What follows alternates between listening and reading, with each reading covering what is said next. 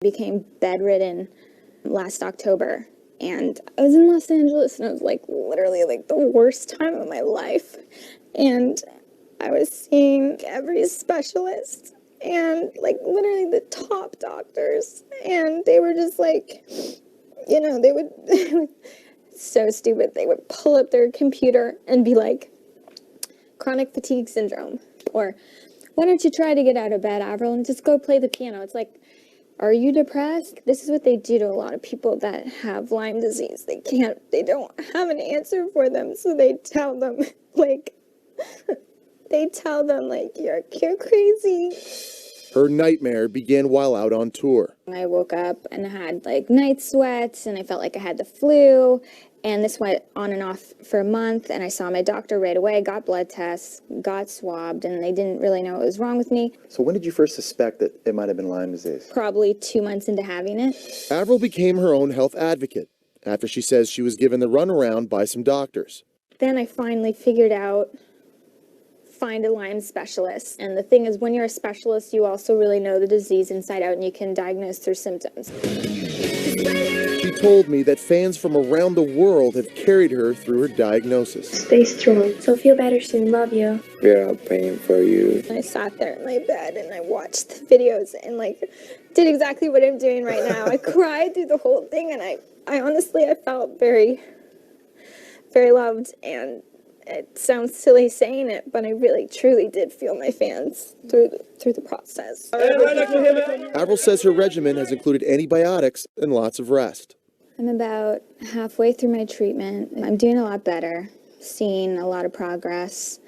But the thing that's good for me to know, I'm just really grateful to know that like I will make 100% recovery. That's such great news. If someone's out there suffering with Lyme disease, is there a message you want to give to them?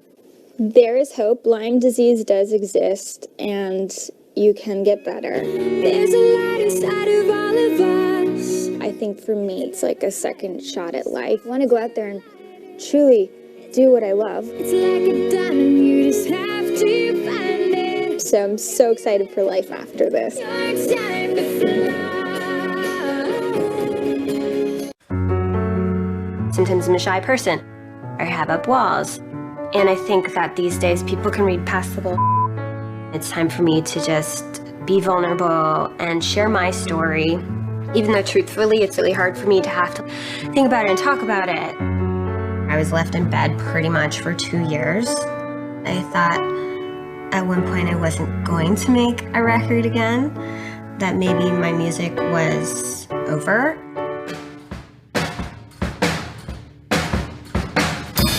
Welcome to my studio. I don't really have a name for it. Let's just call it the Head Above Water Music Studio.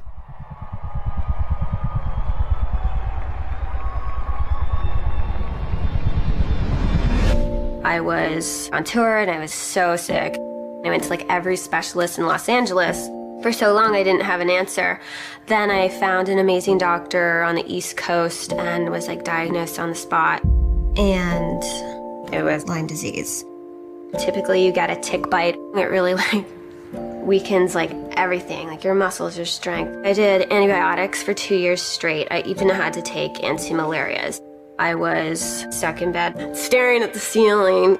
Avril's a very, very energetic ball of light. You know someone for so long to be a certain way, and then obviously whenever, you know, the Lyme came about, it took a very hard toll that I don't think anybody would ever even understand. I felt like I was drowning. One night in my bed, my mom was holding me and I thought I was dying and I had accepted it. In that moment, all these song lyrics just like flew through me. All of a sudden I had this song concept and all these lyrics. I grabbed my cell phone and I went into notes and I was like, God, help me keep my head above the water so that I can breathe and rescue me. And like my mom was so confused, like, who are you texting? And I was like, I got a song. And she's like, oh. And that was like the start of the record.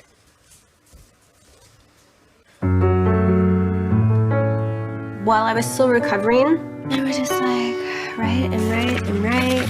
I'm kind of old school. I still like to write my lyrics down. I had all this time off and I was in my home healing. It was like quiet around me and I was like not drinking, and so I was like very sober and very bored. I felt like I was a bird locked up in a cage, the feeling of being trapped.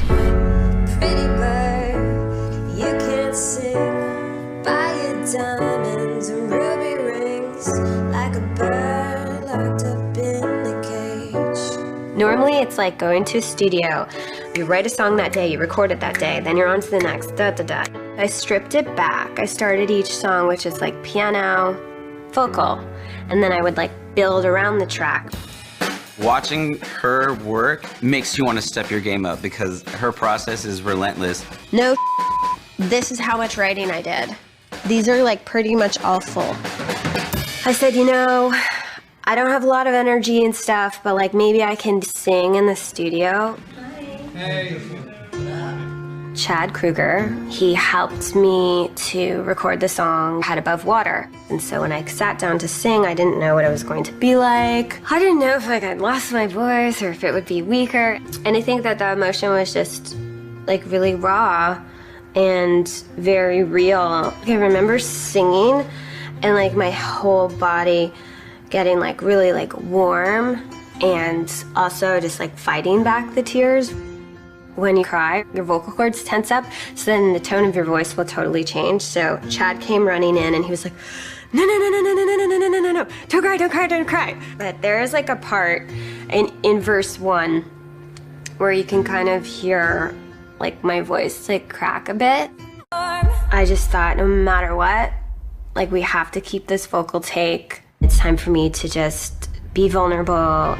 Everyone who heard the song all had the same response. They were like, I just got goosebumps, or like tears were in people's eyes. And I don't think I've really had a song like that. So it just showed me that music lives in me. It's in my blood, it's in my body, it's in my soul. It's like, that's what I'm supposed to do.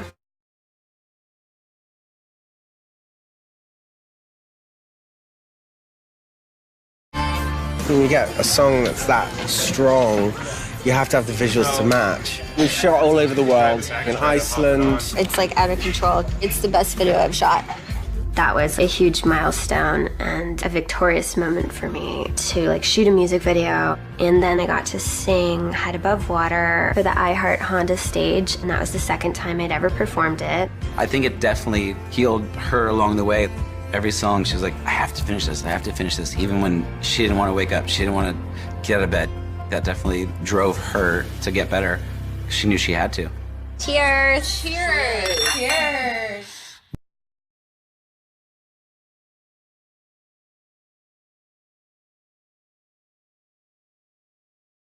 Some homemade whipped cream, and instead of using sugar, I'm going to use maple syrup. Says the Canadian. Well, that's bomb. Here I am, I have my life back. I'm strong, I'm healthy. It's important for me to talk about my struggle and what I went through. I can't believe like the song I wrote in bed ended up being my first single. And it makes me feel really good that I could actually do something with my life during that period. I hope that this album can give strength and inspire and bring any type of comfort to anyone who listens to it. I thought at one point I wasn't going to make a record again, that maybe my music was over. If it's really over, 'cause it don't feel like it's over whenever you're closing the door. It was the first video I kissed a guy in. My photographer, David Needleman, and I jumped in a pool. I went underwater and he got a underwater camera. We had no idea what we were going to do or what we were doing, and we were like, okay, 1, 2, 3, go. We're cutting corners here. Ha ha, literally, literally. These are my songwriting books. So I have to keep that in the safe.